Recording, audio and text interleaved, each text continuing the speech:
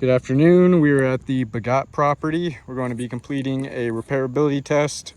We're going to be on the back slope here, which is south. We have this wind damage shingle here. We'll do our repairability test on.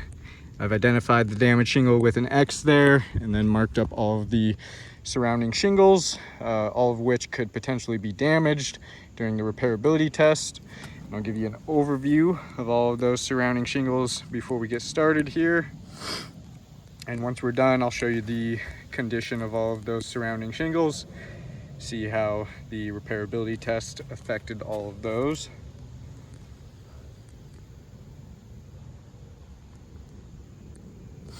I'll be using a putty knife, roof snake, flat bar, and hammer. We'll use that putty knife to unseal the top row shingles there.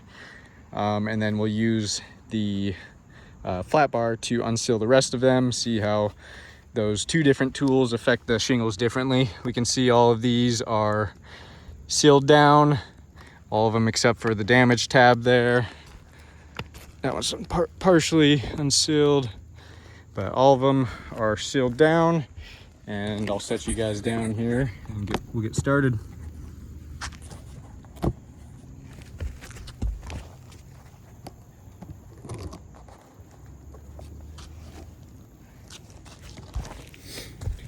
Start by getting the top row shingles unsealed with the putty knife.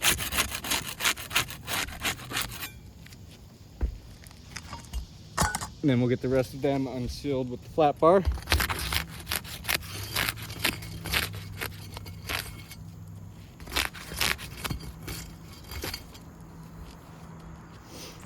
And now we will start removing these nails.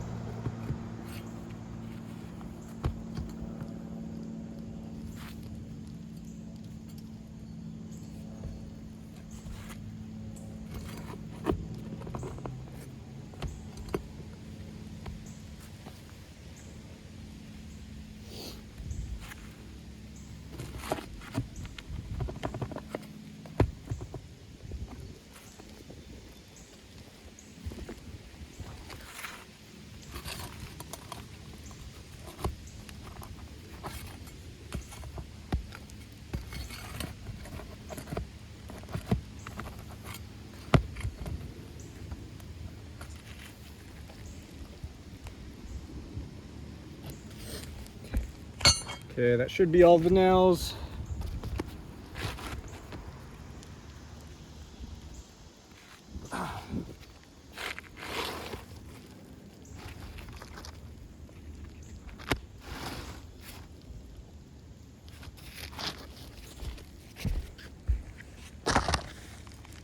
Just to show you the progress so far.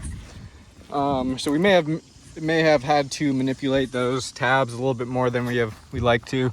We can see where those nails were high nailed there. So in order to get those out, we had to lift the tabs up higher than we wanted to. And then also wanted to show you on this damaged shingle here.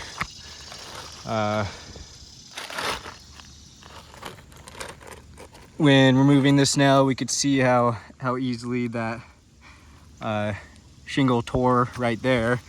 when we're removing that nail. So that shows how brittle they are. Set you guys back down and we'll go ahead and put the new shingle in.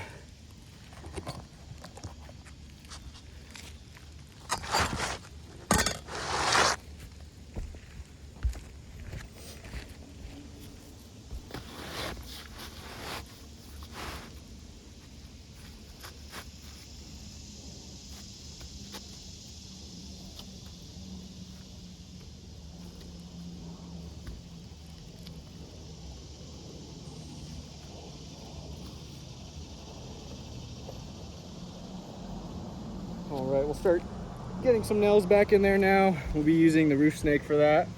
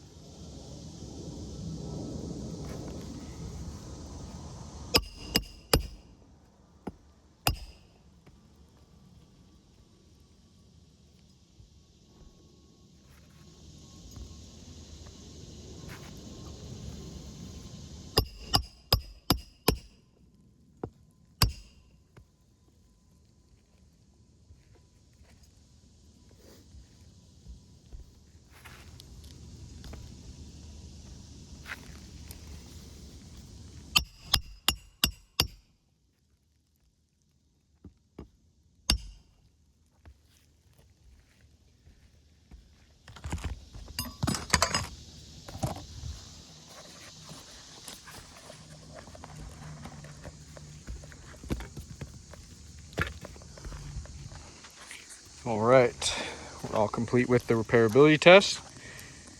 Give you guys another overview here after the fact.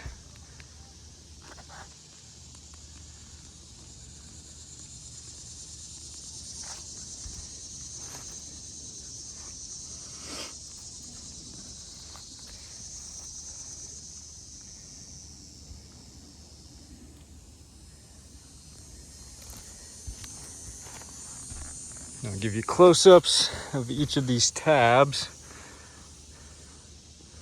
Looks like we can see some stress fracturing along the top of those.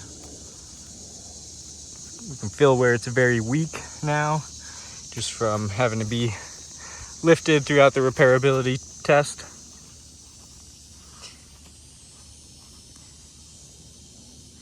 See that across there. What those stress fractures are is the matting on that shingle is breaking, and so that damages the integrity of that shingle and also affects its water shedding capabilities.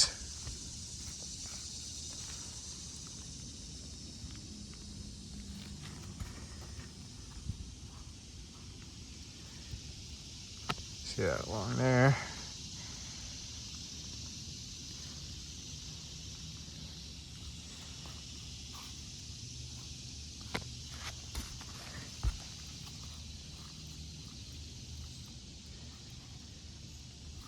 This one we can see real bad in the corner there.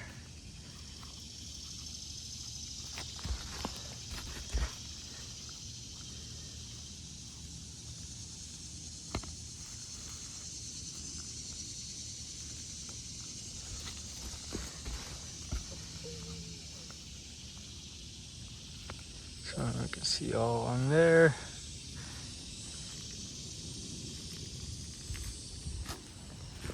And we'll check for any mat transfer.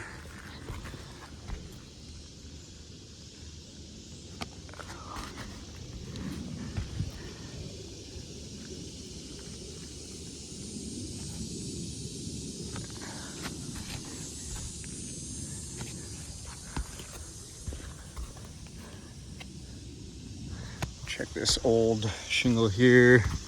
Doesn't look like any mat transfer there. So with those stress fractures to the surrounding shingles there, I do not believe that this roof is repairable. As we can see the final results from the repairability test here, leaving them with fractured shingles.